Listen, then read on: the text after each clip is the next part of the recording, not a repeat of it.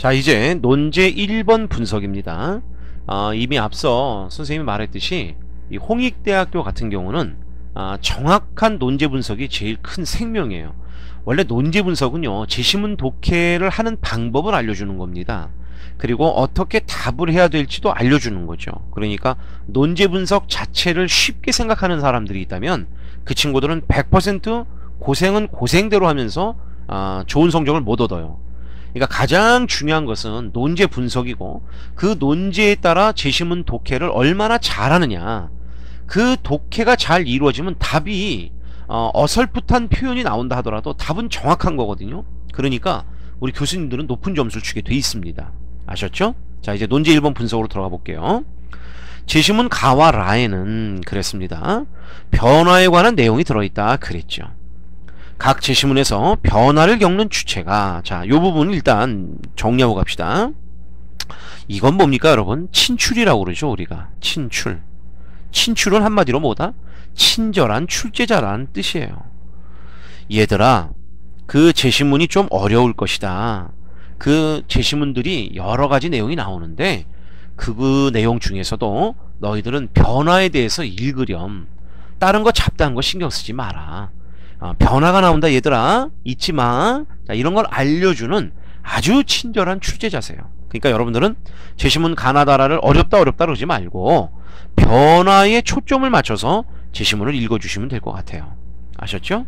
예. 그 다음에 각 제시문에서 변화를 겪는 주체가 변화에 대해 보이는 태도나 대응 방식을 논하라 그랬죠. 자, 이제 선생님 강의 들어본 친구들은 다 알겠지만 선생님은 논제 속에서 항상 무엇을 찾아냅니까? 대학에서 우리한테 가장 듣고 싶은 요구사항이 뭐예요? 바로 논제 속에서 어떻게 나타나 있느냐. 좀 색깔을 바꿔볼까요? 어떻게 나타나 있느냐 하면 바로 목적어로 나타나 있습니다. 자, 뭐로 나타나 있다? 목적어. 바로 이 논제 속의 이 목적어는 우리 글에 가서 뭐가 된다? 주어의 역할하고 또 대상의 역할을 한다 그랬죠. 이해되시죠? 그 다음에 두 번째 뭘 찾는다? 조건을 찾는다 그랬어요. 조건이란 건 여러분 뭐라고 그랬습니까? 우리 글에 가서 서술어의 역할을 한다 그랬죠. 그렇죠? 그리고 이 조건이라는 것은 상위 개념이에요. 그리고 항상 어떤 개념이나 원리나 원론이 들어가 있습니다. 아셨죠? 그런데 지금 이 논제를 보니까 제시문에서 변화를 겪는 주체가 나왔어요. 변화에 대하여 보이는 태도나 대응 방식을 논하라 그랬죠. 요 나가 오화입니다. 오화.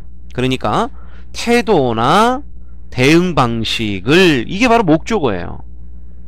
대학에서 가장 듣고 싶은 건 제시문 속에 어떤 주체가 있는데 그 주체가 변화를 맞이할 겁니다. 그랬을 때 그 변화에 대한 어떤 태도 또는 대응 방식을 얘기하라, 이런 얘기죠. 그러니까 A이거나 B니까 하나만 얘기하면 되는 겁니다. 아셨죠? 그러니까 태도다라고 한다면 당연히 주체는 누굽니까 여러분? 사람이 해당돼야 되는 거예요. 아셨죠? 대응 방식은 사람이 아닐 수도 있습니다만 태도는 분명히 사람이어야 돼. 자, 그러면 각 제시문에서 변화를 겪는 주체가 변화에 대해 보이는 태도를 논하라 그랬습니다. 분명히 지금 이 4개의 지문이 나온다. 우리 논술을 좀 즐겁게 쓰는 친구들은 감을 잡을 겁니다. 오, 비교대조 논술이구나. 이렇게 이제 판단할 수도 있는데, 특별하게 논제 속에서 비교하시오라는 말이 없잖아요. 그리고 여러분들 제시문을 읽어보시면 아시겠지만 기준점 잡기가 쉽지가 않아. 그래서 이 비교대조로 써도 높은 점수를 받을 수 있을 거야, 기가 막히게 쓴다면.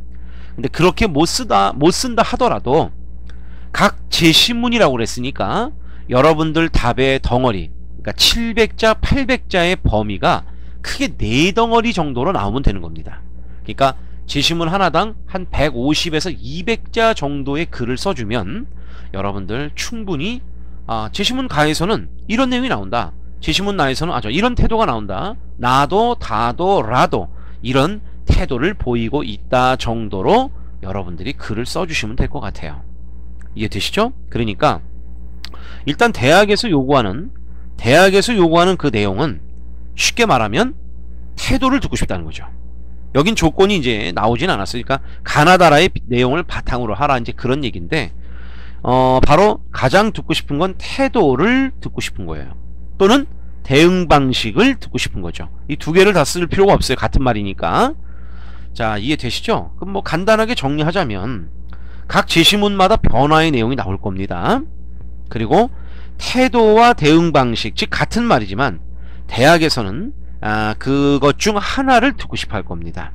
그러니까 같은 말이니까 결국 여러분들은 태도를 얘기하면 되는 거야. 어떤 그 변화에 대해서 이 주체는 이런 태도를 취하고 있다. 이해되시죠? 그러니까 비교 대조로 써도 되지만 기준점 잡기가 힘들다. 그래서 각 문단 내용에서 변화에 대한 태도를 중심으로 이 글을 논하고 해석해주면 된다. 당연히 거기에 대한 근거는 제시해 줘야 되겠죠. 이해되시죠, 여러분? 자, 논제 1번은 제시문 자체가 여러분들이 좀 생소하고 힘든 것일 수도 있겠지만 논제는 어렵지는 않습니다.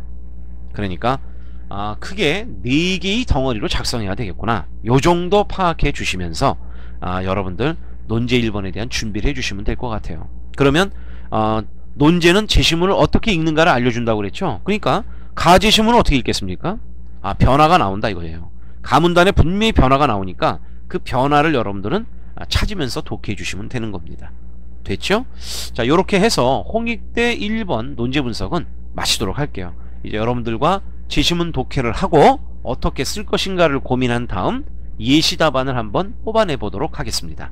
자, 여러분들 수고 많으셨어요.